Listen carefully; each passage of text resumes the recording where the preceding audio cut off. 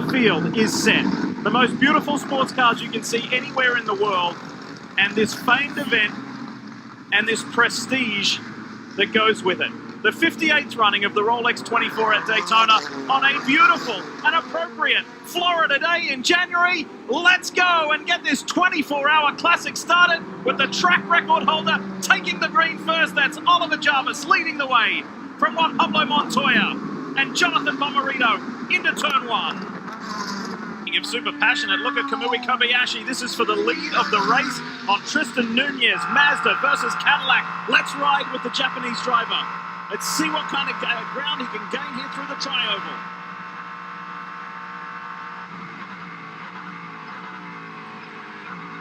Oh! Right up the inside. That's nice. A move we used to see on the last couple of laps of 24 hours, Calvin, not with 21 hours to go. That's the one that Ricky Taylor got on Felipe Albuquerque to do a little bump and run and take the win here in 2017. We were talking to Scott Dixon earlier today about this guy, the former F1 driver, currently leads the World Endurance Championship. And this is real trouble. There's a Penske prototype involved in this. Big trouble at the bus stop. That prototype just almost clipped a car as he pulled back out on the bus stop. Penske's in the tires. Well, there was Castro Neves in the 55 of Harry Tincknell. I think they're the two involved. Tincknell gets going again, and yes, it is Elio. Battle for position there, though, running third and fourth at the time. Castro Neves has damage to the right rear. The wing is completely gone as well. Going to have to come to pit lane. Take another look here. 55 looking up the inside of Castro Neves. That did not seem like it was fully on as Castro Neves goes for a ride and a hard hit into the tires. We're on board with the 55. Big commitment there from Harry Tincknell. I don't think there was room to make that move, Townsend. We've got a spinner. Two of them on the front stretch here, the 47 and the 23, and come spinning around the grass. Yep, they're in the grass right now, in the grass infield just before the start-finish line, and is this going to be our first caution of the race? Car down low. Yeah, they were nose to tail there. Yeah, nothing conclusive as of yet. So the Rolex 24. Pagano up front in that 6 Acura. You know what they say? Fight for second. Cautions breed cautions. These guys are getting racy up front, trying to make moves as the rest of the field flies into turn one. Big pack of cars, all the GT cars there. It's Olivier Pla in that white 77 Mazda, really putting pressure on Felipe Albuquerque just in front in the 31. That's where the battle was at the start as they headed down into turn one. Porsche's now coming back on the Corvette. Pass for position.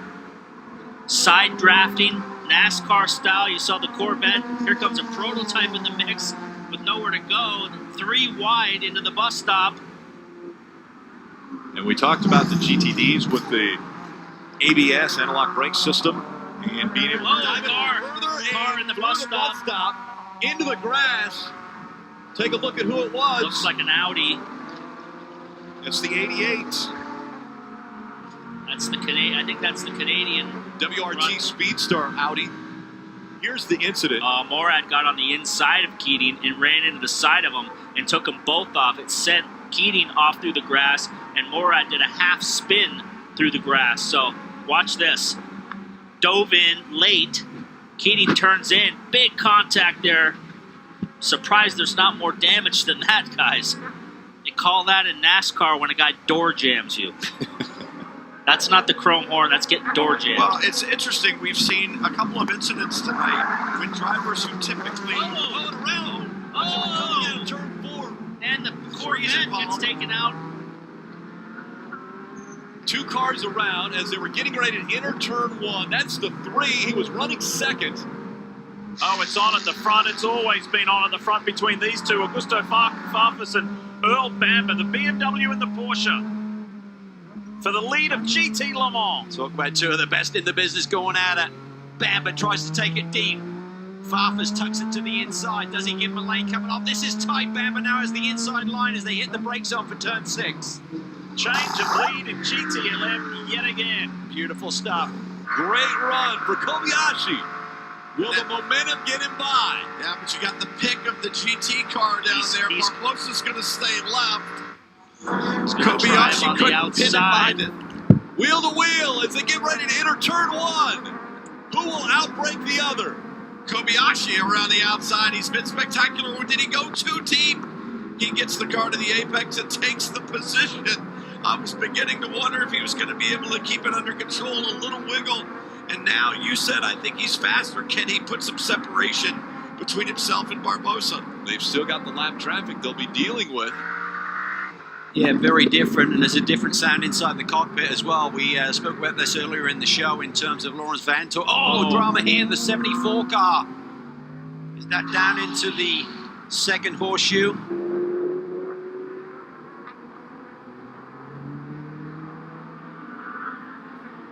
Rear axle completely locked there. We are coming to green. End of just the 4th full course caution. It ended at more than a 7 3/4 hour green flag run. Incredible. This race may not have the biggest field, but it's certainly given us a lot of storylines to talk about during and beyond this 58th running of the Rolex 24. Ready to go back racing, and there are 4 cars on the lead lap in DPI and overall. There are good scraps in all 4 classes. Let's go back to racing here at Daytona. And it's Ryan Briscoe that sees that green flag first. Right behind him, Loic Duval, just trying to get a little bit of extra tire pressure, temperature in that Mustang sampling prototype. And the Mazda of Olivier Pla is looking racy. He wants to get up there and mix it with him. He really does, and with the 10 pitting, has really given the opportunity for that Mazda to get back onto the lead lap. You saw some cars passing before the green flag there. That's the DPI class split. They're allowed to go to the front of the pack for these restarts. So it's stacked all of those prototype machines up. Look how close the racing is there as they head towards the king. Calvin, you cannot believe it. The lead car, Ryan Briscoe, is going to get a penalty, a stop plus 60 seconds for running a red light at pit exit. Oh my goodness, Wayne Taylor, team principal, will be losing his mind right now. Sitting in a commanding position, they will now be in a deficit position and playing catch-up. It's tough to see. Our production team is telling us the red light, that is. But watch here, see if you can spot it. Left-hand side, left-hand side. Whoa, that was close. What did you make of it? Well, it was tough for me to see it, but, you know, Ryan's got a better shot at it there. You know, you could see the tail end of the field, so they have to clear that pit exit before you're allowed to be released. Watch it slow here, Cal. I think it changes right when he gets there. No, it's red there. And here comes Loic Duval through the bus stop. This is going to be super tight. Can the car that has dominated a good portion of this race now be in the worst possible position of not on the lead lap with 5 hours, 23 minutes to go? Briscoe is released. Here comes Duval into the tri-oval. Now Ryan Briscoe is going to have the fight of this race on his hands, trying to keep this Mustang sampling Cadillac behind him. Yeah, those Michelin tyres for Ryan Briscoe will have cooled off a little bit, so it's going to be tough for him to respond here. And there you see he is down a lap with 5 hours and 23 minutes to go. One simple error now puts Briscoe and the Wayne Taylor Konica Minolta team in just a really tough position. Welcome back to Daytona, and drama on the racetrack. The number 19 Grasser Lamborghini Hurricane, after a pit stop, Christina Nielsen brings that car to a halt just off the speedway. Fire in the engine bay there, Townsend, as she walks away. Got to think it was some sort of oil leak that maybe kicked that off.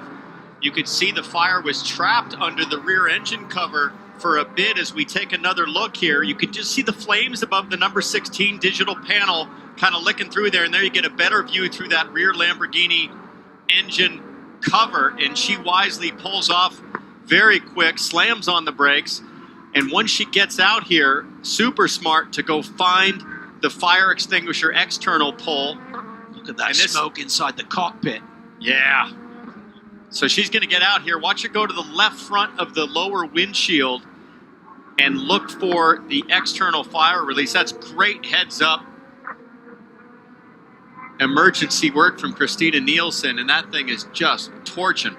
Briscoe back in the mix. What a break they caught there. Vautier and Albuquerque in the yellow and white and red cars. They are not on the lead lap. They're in the way of Olivier Pla. In that white prototype, he swings high. Green flag flies. Barbosa takes off. Harry Tingle is in second. But look at Albuquerque. He's trying to get his lead back in that Whelen Engineering Cadillac. Right up behind what used to be the sister car. Barbosa, 44 years old, and he showed his experience there with a beautiful jump on the restart. Did a nice job. Unfortunately for Ticknell, I think he's got a wounded Mazda underneath him right now with that exhaust leak. For Bobby Rahal and group. Look at this. In the draft, down to the bus stop. He's on the outside is John Edwards. That's the long way around there. It really is, and Germinay's getting super defensive there. That's going to cost him lap time, cost Edwards lap time, and maybe allow the 911 and the 3 car to close in on the lead.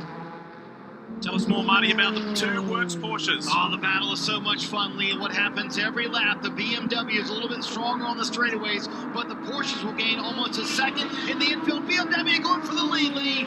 John Edwards up the inside, straddling the yellow line, and BMW to the front in GT Le Mans. That gets pretty dicey, Calvin, because you've got to get back up before the banking's too extreme, and he just pulled it off. What a pass. Joao Barbosa has just gone. He's looking around. You can see the helmet. He's looking in the mirror. There's nobody even close to Barbosa. He is gone. Well, Philippe Albuquerque gave him a huge favor there. He just laid way back. None of the rest of the DPI cars could pass him, so that's given Barbosa a huge opportunity to leap to the front, take the pressure off, just hit his marks, and focus on lap time. Lock up there from one of the Acuras again. They are struggling for grip here.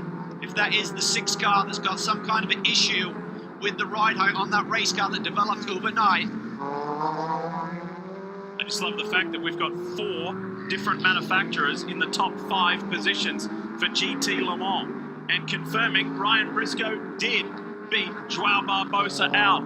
So Wayne Taylor Racing Cadillac, despite that penalty, that stop plus 60 seconds, Briscoe is out in front and back in command. Can he keep it there? But look at the braking capability of that Porsche on the BMW in the infield. And now as we get it, he's going to come around the outside. When there's going to be a drag race on the banking, he's got to hang tough on the outside and use that BMW power. Preferred line as they go through 6 and back out onto the high banks here at Daytona. A new leader in GTLM. It's been incredible for 22 hours and it's heating up again. But look at the battle for GT Le Mans. Jesse Krohn has got a run on Earl Bamber, the Kiwi. As Bamber ducks to the inside and hits pit lane, Jesse Krohn takes the lead for BMW. Look at this, look at this. He was in the draft of the prototype, got that back down. Jesse Krohn up on the high line in the BMW, forcing the issue with Nick Tandy. It's down into turn 1. Porsche and BMW. Tandy will hang on to the lead of class. Well, there's a bit of cat and mouse going on here as Tandy slides really wide. The battle for the win, really, when you think about Tandy's fuel strategy, he's not in the mix for the win here today. It's more about the 912, so maybe he's just trying to back that number 24 BMW up to his teammate, who's about 7 seconds back, but that has not worked out. Krohn is on the march right now in that BMW. He's got the pace to take the lead. As he begins his final 3.5 miles, he said, but boy, can he hustle this car around this track. He is fast. They put him in the car the other night. First lap out, he went to the top of the time sheets and just blew everyone away. He is Mr. Excitement and certainly a great fit with this team. And he's about to keep a 100% record as far as his career at the Rolex 24 at Daytona. As for his teammates, Ryan Briscoe has had a couple of class wins here before, but Briscoe is on the verge of his first overall win. For Ringer van der Zande, who did a terrific job like Ryan Briscoe, he's set for his second overall victory, just like Kobayashi, in successive years. And how about one of the most famous racers ever, Scott Dixon, an Indy 500 winner and a 5-time IndyCar champion, second only to AJ Foyt in IndyCar racing history. Scott Dixon is about to join the likes of Brian Redman, Derek Bell, Juan Pablo Montoya and Christian Fittipaldi and others as a 3-time Rolex 24 overall winner. I love that shot on the final lap. Where else in the world would you find Kamui Kobayashi and Kyle Busch sharing the same piece of asphalt? Daytona 24, there's no place else like it. And that's why it's called Daytona International Speedway. That's what Bill Francina wanted. Coming through NASCAR 3 and 4 for the final time, Yes, he has done it again. Wayne Taylor's done it again. His drivers have done it again. And Cadillac's done it again. Kamui Kobayashi and Wayne Taylor Racing win the Rolex 24 at Daytona for 2020. There's the man behind the name. He's done it. And so too has Bobby Rahal's guys. Jesse Krohn wins GT Le Mans. John Edwards, Augusto Farfus and Chaz Mostert. What a quartet they've formed. And BMW gets back-to-back victories in GTLM. Superb performance. There's Ringer van der Zande, Scott Dixon, Ryan Briscoe, they're all there. Shelley Taylor, Wayne's wife. It is celebration at the Konica Minolta team for yet another overall victory. For Dragon Speed, Elton Julian and his squad. It is back-to-back victories. There's a familiar theme running through this year's Rolex 24. In the LMP2 class, the Stars and Stripes, the Evel Knievel themed car. It has done it again. Awesome performance from a completely new driving squad to last year.